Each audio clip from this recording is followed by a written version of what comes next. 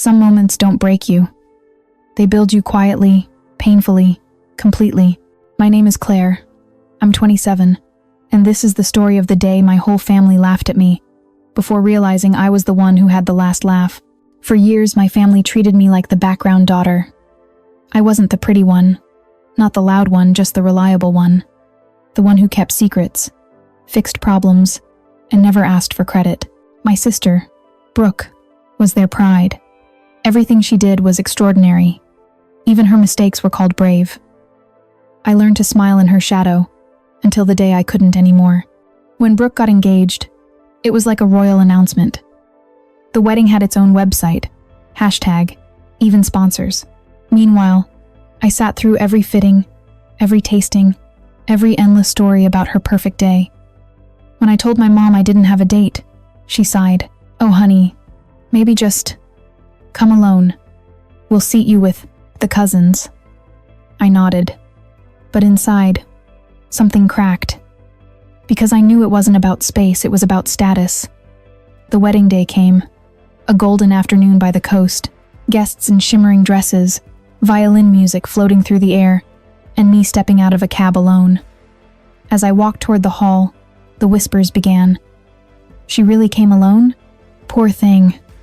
Guess no one wanted to come with her. Then came the laughter. Soft at first, then louder. My father didn't even look my way. Brooke smirked as I passed.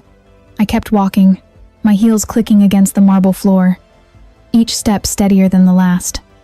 During the reception, a waiter tripped champagne splashed all over my dress. The laughter returned, sharper this time.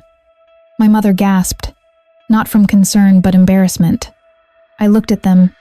Every single face turned toward me and said one sentence, "Don't forget this moment." Then I smiled, picked up my purse, and walked out. If you've ever been underestimated, subscribe and hit the bell icon. Outside, the sky had begun to turn gold. I stood there, alone, listening to the faint music fading behind me. What they didn't know was that I hadn't come just to attend. I'd come to expose a truth. 2 months earlier, Brooke had begged me to help with her wedding finances.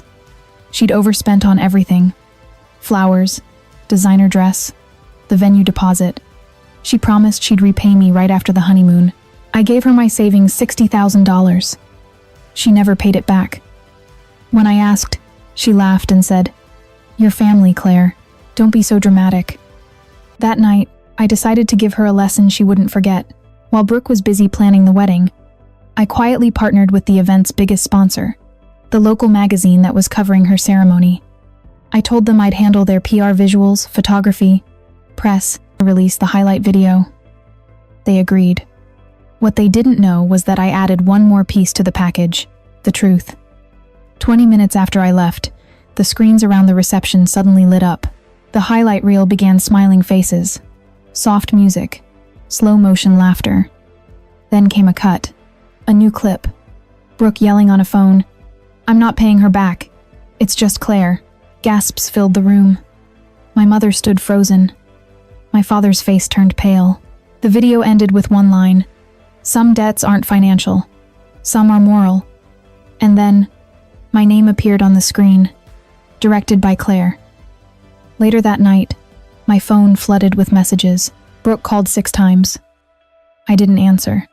Instead, I sat on my balcony, watching the ocean glitter under the moonlight, and let the quiet soak in. It wasn't revenge that made me feel better. It was release. For the first time, I wasn't invisible anymore. A few days later, a journalist reached out.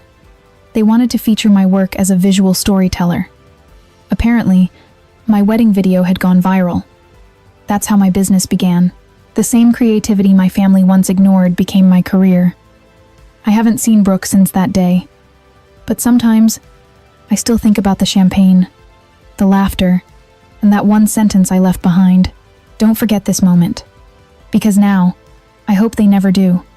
Every heartbreak, every humiliation, became the blueprint for the life I was always meant to build. And if you've ever been laughed at, left out, or made to feel small, remember this. You don't owe anyone your silence. You owe yourself your story. If this story moved you, like, subscribe and tap the bell icon.